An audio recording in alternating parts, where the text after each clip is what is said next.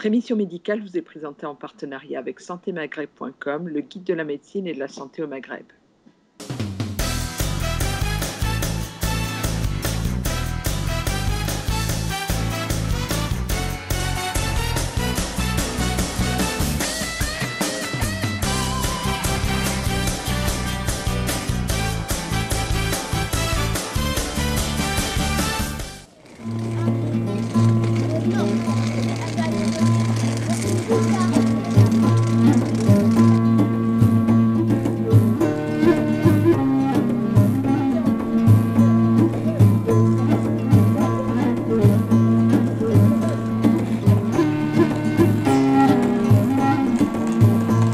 Je suis enseignante en classe de CM2 et je suis également directrice de l'école. Je suis dans cette école depuis 20 ans maintenant. Je dirige une petite équipe de 6 enseignants. Ma classe de CM2, ils sont 15 cette année. Et j'intègre donc les gestes de premier secours dans mes programmes, puisque ce sont des programmes justement au niveau de l'éducation nationale. Je me fais aider de Monsieur Boucéphare, qui a la gentillesse depuis plus de 10 ans maintenant de m'assister. On se prépare 3 séances, on partage la classe en 2 groupes. On fait un groupe les gestes qui sauvent, l'autre groupe s'occupe de l'alerte. Donc moi je travaille sur l'alerte à partir d'une vidéo éditée par la Maïf. Monsieur Boucéphare travaille donc les gestes de premier secours à partir de fichiers aussi qu'il a sur l'ordinateur. Entre les 2 interventions de Monsieur Boucéphare et le test, moi je revois une fois en classe une séance où je leur donne leur photocopie des documents. En fait, c'est la trace écrite pour qu'ils puissent réviser un petit peu à la maison. La semaine d'après, on change les groupes. Donc chaque séance dure environ 1h30. Et en fait, la 3e séance, elle concerne le test de l'APS, l'apprendre à porter secours. Donc on a une grille officielle de l'éducation nationale et les enfants, donc ils piochent une situation, ils choisissent une victime et ils doivent tout mettre en ordre, du protéger, alerter, secourir. Ça fait partie de la citoyenneté, bien sûr, puisqu'on fait aussi de l'éducation morale et civique. C'est des futurs citoyens, donc on sera peut-être bien content de tomber sur ces enfants-là si un jour on a un problème. Bon, ça rentre aussi dans mon programme de sciences, puisque en même temps, on parle des brûlures, on parle des membres supérieurs, des fractures, on parle des os, enfin bon, le cœur, le flux sanguin, enfin, etc. Donc je me sers un peu aussi de ça pour faire un peu de science. Il leur plaît beaucoup, c'est tous les artifices que peut amener Monsieur Boucéphare au niveau du sang, au niveau de la fausse peau, des plaies, etc. Et effectivement, c'est jouer le jeu au téléphone, par exemple, ils apprennent à téléphoner au service de secours. Donc jouer le jeu de téléphoner et puis de raconter une situation, de jouer le jeu d'intervenir auprès d'un camarade blessé. Ça les intéresse beaucoup. Alors dans nos situations, on essaye le plus possible de mettre des situations de l'école. Par exemple, un traumatisme après une chute, ou alors un copain qui s'étouffe à la cantine, ou bien un choc dans la cour, ou bien dans la salle de sport, les noyades à la piscine, ou au lac, on a un lac pas loin de l'école. Des choses qui les touchent vraiment, ou des choses qui pourraient se passer à la maison avec le petit frère ou la petite sœur. Une brûlure sur une plaque chauffante, enfin bon, des choses où ils peuvent vraiment se retrouver. On ne va pas les mettre en situation de choses qui seraient rares de rencontrer dans leur petite vie d'élèves, quoi. Alors ils sont bien conscients qu'ils ont un tout petit rôle dans l'échelle de secours, mais ils se disent bien que c'est important déjà de téléphoner, d'appeler, de savoir quoi dire et d'essayer de ne pas paniquer. Ils sont un peu stressés. Les premières fois qu'ils prennent le téléphone, ils sont un peu paniqués. Après, ça va mieux, donc on fait une fiche, une affiche, et puis voilà tout ce qu'il faut dire, il faut être clair, il faut être précis. Alors, en CM2, disons qu'à la fin de l'école primaire, on est plus vigilant sur l'alerte que sur le secourir. Le secourir, ils vont revoir ça après au collège. Donc moi, cette fiche avec l'attestation validée part au collège. Et au collège, ils vont être plus techniciens dans la partie secouriste. Ils vont voir notamment le massage cardiaque, le bouche à bouche, chose qu'on ne voit pas à l'école primaire. Et nous, on est plus vigilants sur l'alerte, être clair dans son message, savoir quel numéro appeler, être clair par rapport et dire ce qu'on a fait, donner l'état de la victime, l'état de conscience de la victime. Et voilà, on est vigilant là-dessus et demander de l'aide. Voilà, déjà demander de l'aide. Alors si en plus ils arrivent à demander de l'aide à un autre copain ou à un passant, c'est encore mieux. Mais au moins, le premier maillon, passer l'appel et être vigilant par rapport à ça. Intervenir, voilà. Ne pas rester spectateur et puis ou paniquer et puis faire tout et n'importe quoi. Alors on parle du protéger. Bizarrement, c'est quelque chose qu'ils oublient un petit peu facilement. Bon, quand ils voient du verre par terre, ils pensent à protéger, à reculer le verre. Quand ils voient un couteau, ils pensent à enlever le couteau. Mais bon, il y a des fois le protéger, il est un peu oublié parce qu'il se hâte tout de suite vers la victime et puis tout de suite, voilà, et puis tout de suite téléphoner. Mais bon, après, il y a des protections qui sont faciles à gérer pour un enfant et des protections moins faciles. En tout cas, l'idée, c'est quoi? La finalité, Voilà. c'est de les préparer à Alors, la situation. donc oui, c'est ça. Déjà, diminuer le stress. Éviter les suraccidents. Ouais, voilà, c'est ça. Bon, et de leur montrer que même à 10 ans ou à 11 ans, on peut faire quelque chose pour sauver la vie de quelqu'un. C'est des actes citoyens, c'est des gestes citoyens. Bon, et ça fait des années et ça passe bien. Bon, ça ne nous prend pas trop de temps. C'est faisable au niveau d'une école. Je veux dire, il n'y a pas besoin de beaucoup de matériel. On n'a pas besoin de matériel, on n'a pas besoin d'argent spécial. Bon, le CD de la Maïf, il est offert, donc c'est Allo le 15. Il suffit de le demander. Ils offrent. Maintenant, sur les sites académiques, il y a énormément de choses qui sont faites. On a aussi des gens des responsables à haut niveau sur l'île qui sont aussi responsables de ces formations et qui peuvent donner des renseignements et donner des coups de main. Donc tout est possible, tout est faisable. Et ça nous a pris 4h30 dans l'emploi du temps. Donc c'est quelque chose vraiment qu'il faut faire. Alors quand on peut se faire aider d'un formateur, c'est encore mieux. Mais il y a des petites choses qui peuvent être faites à un niveau d'enseignant sans être forcément un cadre du geste qui sauve. Bon, nous, dans l'éducation nationale, les jeunes qui arrivent sur le terrain sont tous formés maintenant au PSC. Mais il y a de ça 10-15 ans, il y avait des gens qui arrivaient qui n'étaient pas du tout formés au geste qui sauve. Mais le moindre une chute dans la cour, ils n'étaient pas formés du tout à ça. Maintenant, ça y est, les jeunes sont formés.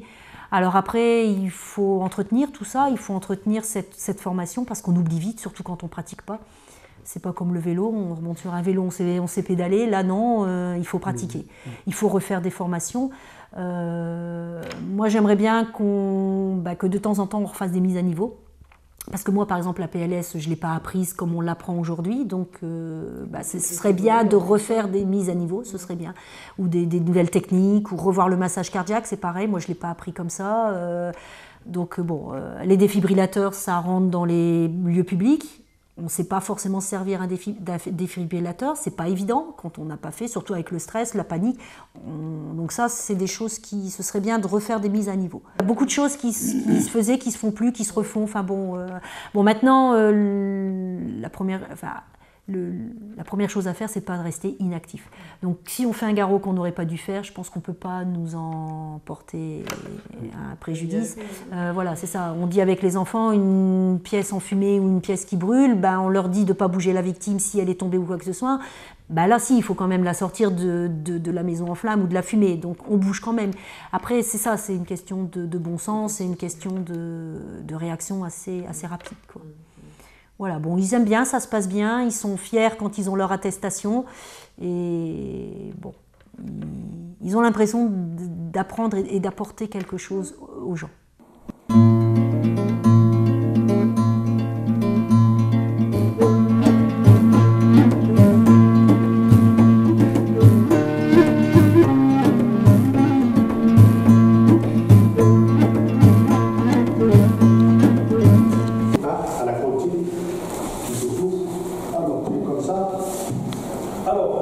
Sachez qu'il y a deux étouffements, étouffement total et étouffement partiel.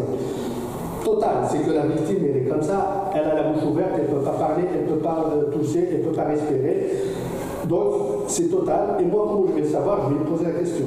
Est-ce que tu touches? Oui. Est-ce qu'il a parlé? Non. Est-ce qu'il a dit non? Donc, il a fait un geste avec la tête, donc c'est un étouffement total.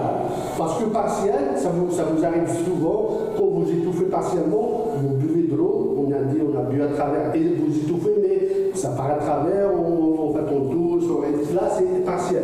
À ce moment-là, on ne fait pas un geste d'urgence, mais on va demander à la victime de tousser. Quand c'est partiel, on encourage la toux, d'aller tousser, jusqu'à ce qu'on réinstaure la respiration. Je voulais voir, ah d'accord, tu as pris une bouteille pour boire, puis tu l'as fait tomber. Donc la prochaine fois, il faut faire attention, d'accord? Là, le saignement s'est arrêté, je vais appeler les secours, d'accord?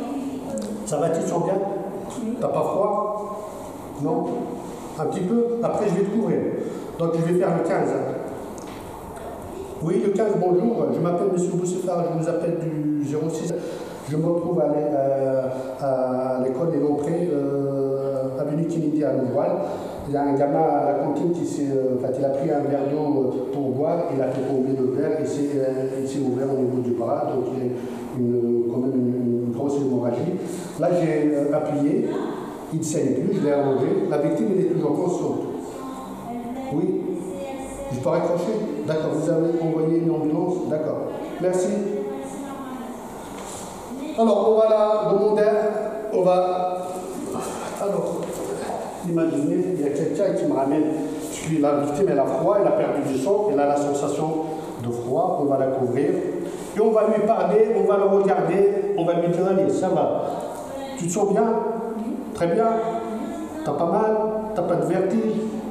Ça va mieux? D'accord? Et on appuie, on n'a plus le droit de relâcher ou de regarder jusqu'à l'arrivée des secours. Très bien. Alors, j'ai deux cas aussi. Imaginez, je n'ai pas de téléphone, il n'y a pas de témoin. Ah, secours, il y a quelqu'un? Il n'y a personne. Oh, secours! Monsieur, vous avez un téléphone? Non? Alors, là, je vais demander à soi, il y a le premier cas. Alors, maintenant, tu vas appuyer. Vas-y, appuie fort. Tu vas appuyer et tu ne relâches pas, d'accord? Je vais appeler, parce qu'il y a, apparemment, le téléphone, il est là-bas, d'accord? Mais tu restes comme ça, jusqu'à ce que je revienne, ok? Donc, la victime, elle peut faire, s'il est capable de le faire, s'il n'est pas dans les portes, elle va appuyer. Je vais aller, moi, alerter les secours et je vais revenir, je vais reprendre la compression, d'accord? Annie, regarde là-bas. Voilà. La victime fait un malaise cardiaque. Elle reste une forte Elle ressent une forte douleur à la poitrine et se sent mal. D'accord. Donc ta victime, ça pourrait être qui, Célia? Aziza. Aziza? Aziza, elle ressent une forte douleur à la poitrine. Tu es où? Tu pourrais être à la maison, chez toi. Donc Aziza, vous jouez, et puis subitement, elle a très mal à la poitrine. D'accord? Donc, on va passer les 5 questions, hein, ça tu le verras. Là, tu es allé voir Aziza, tu l'as réconfortée, ça va un peu mieux, donc maintenant tu passes ton appel. Ok? On imagine que tu as fait tout ce qu'il fallait avant. Les 5 questions, vous vous souvenez? Les 5 questions. Est-ce que tu as pris des médicaments? Voilà, tu as pris des médicaments, ça fait longtemps. Comment tu t'appelles? T'as quel âge? Est-ce que tu sors de l'hôpital? Est-ce que ça t'arrive souvent? Depuis combien de temps? Etc. Bon, on imagine, d'accord? Donc tu vas passer ton appel. Allez. C'est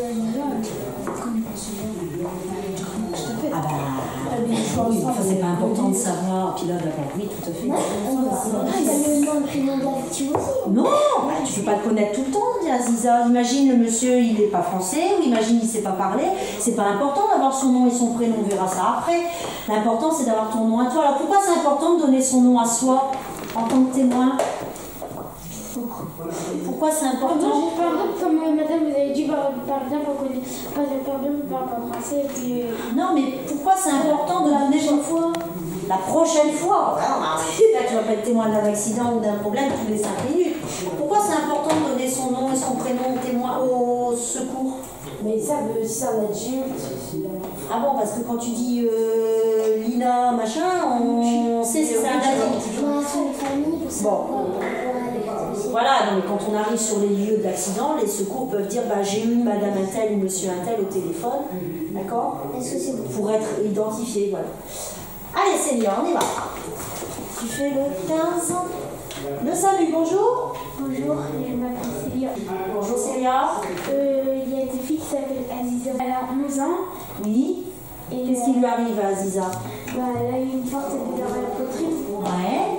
Elle a fait un malaise, après elle s'est réveillée. Elle a fait un malaise, elle est tombée dans les pommes. Oui, parce qu'elle se plaint d'une douleur à la poitrine. Oui. D'accord. Et qu'est-ce que tu as fait, Célia? Je lui ai posé 5 questions. D'accord, ok, les 5 questions. D'accord. Et comment elle va là maintenant? Elle va mieux. Elle va mieux? Elle est où? Elle est devant moi. Elle est devant toi. Elle est assise, elle est allongée, elle est debout? Elle est assise. Elle est assise, donc c'est bien. Tu peux la laisser assise. Tu retournes près d'elle, tu vas la rassurer et on arrive. D'accord. Est-ce que je peux raccrocher? Oui, tu peux raccrocher. Ouais. Au revoir. Je suis formateur national des premiers secours et je fais ça depuis, on va dire, 2000, l'année 2000. Sachez que j'ai des diplômes. Alors, si on regarde ici, on voit 2018. Ça veut dire que je suis recyclé pour l'année 2018. Je suis à jour de recyclage, c'est-à-dire que je peux enseigner jusqu'à 31 décembre 2018. Et on voit ici le numéro d'immatriculation. On a un numéro, puisque je fais partie d'une association de secourisme, qui est la Croix-Blanche. Et on voit ici PSE2. Ça veut dire les premiers secours en équipe du niveau 2. Alors, sachez que dans le secourisme, on commence toujours par l'initiation, c'est ce qu'on vient de voir ici à l'école. On fait des initiations dans les écoles. On cible les enfants à partir de 10 ans. Juste, on va leur montrer l'alerte, la protection, ce qu'on vient de voir, des petits modules.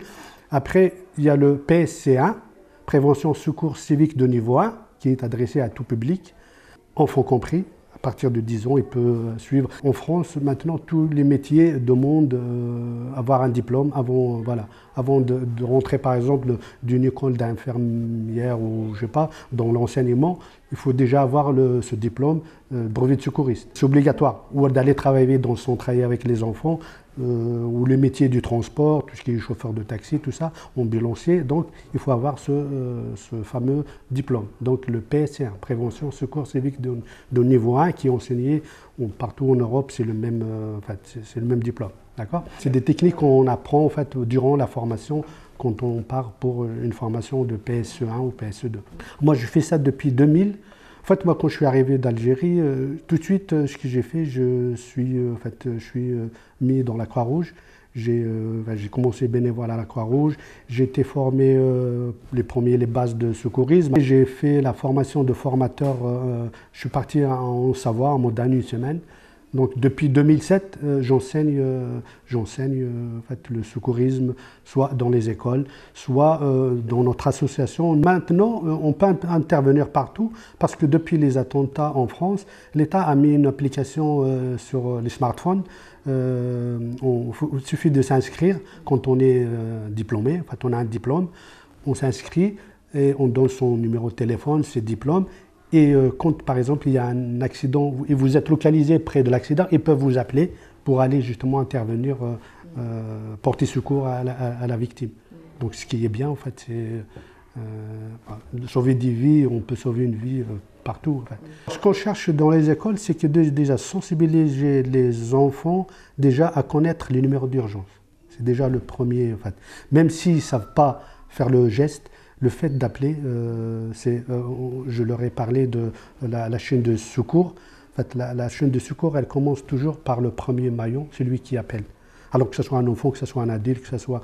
C'est important, celui qui prend le téléphone, il fait un numéro d'urgence, il appelle, c'est lui qui va déclencher toute la chaîne de secours. Et voilà, et peut-être grâce à cette personne, on peut sauver des vies. Par exemple, je vous donne un exemple sur un arrêt cardiaque. Si la personne est appelée tout de suite sur un arrêt cardiaque, les secours ils sont arrivés moins de 3 minutes. Ils ont pris en charge la victime, ils ont mis de l'oxygène, ils ont défibrillé. Par exemple, ils ont un défibrillateur, c'est le cœur est en arrêt.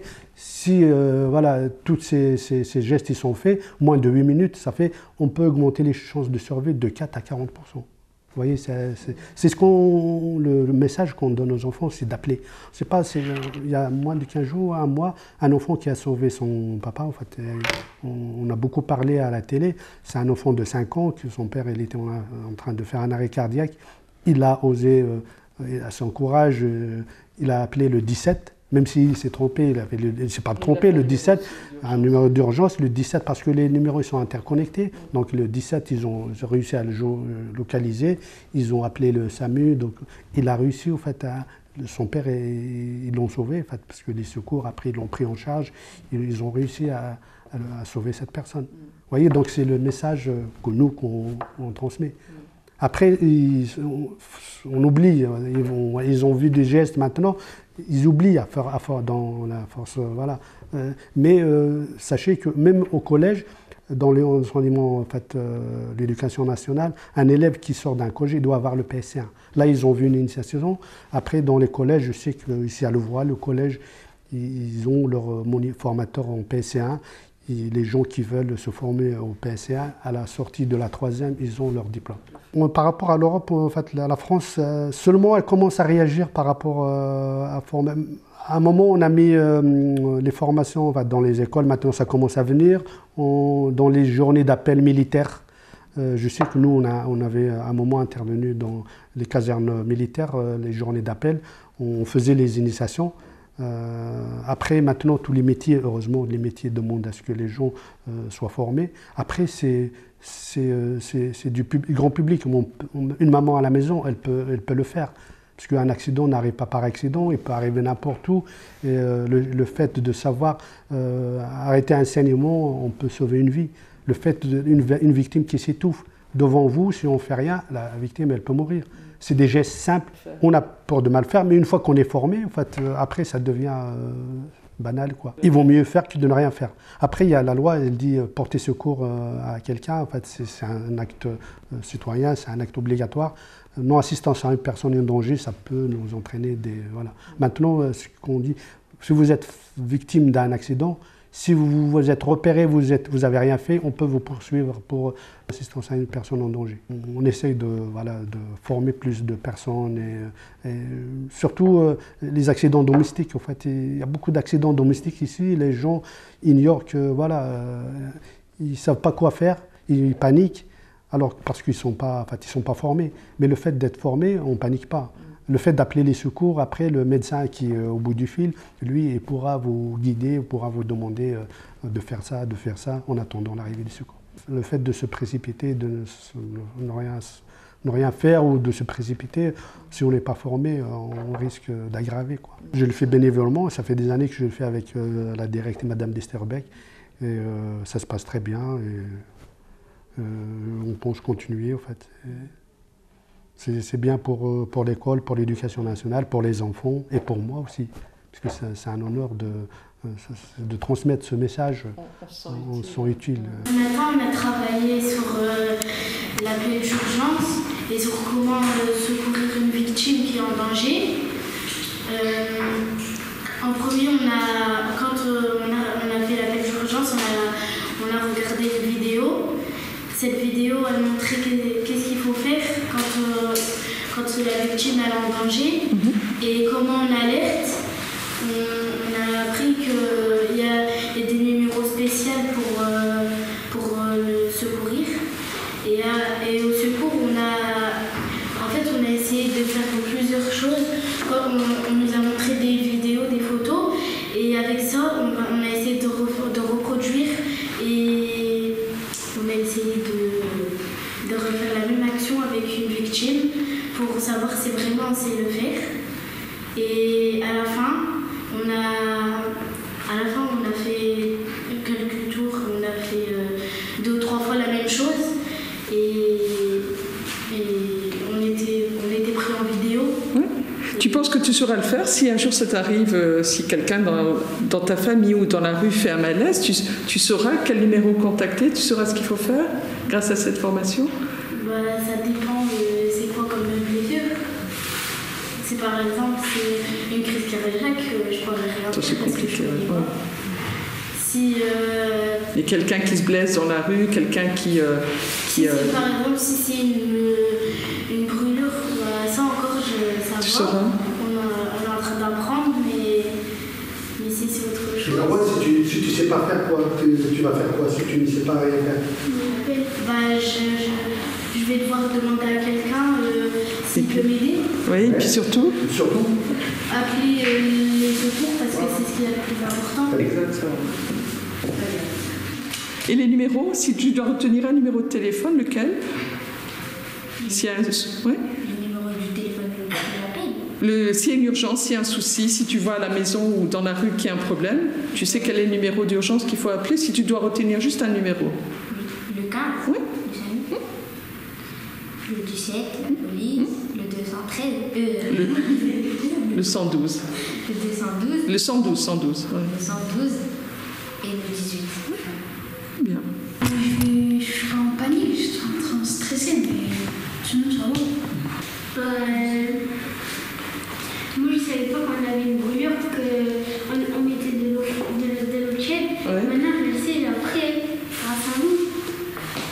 L'eau tiède ou froide?